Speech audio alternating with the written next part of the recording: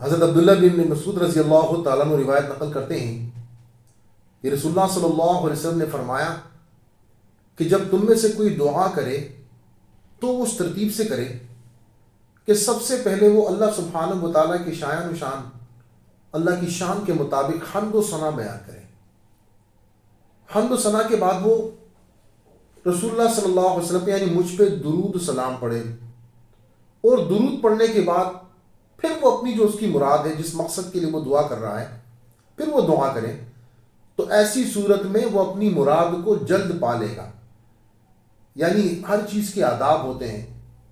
تو دعا کے آداب رسول اللہ صلی اللہ علیہ وسلم نے سکھائے کہ اس کے آداب یہ کہ ایسا نہیں کہ جیسی کوئی مراد ہو آپ نے ہاتھ اٹھا اللہ سے مانگنے شروع کر دیے، بلکہ سب سے پہلے اللہ کی حمد و ثنا کریں، اس کے بعد درود شریف پڑھیں،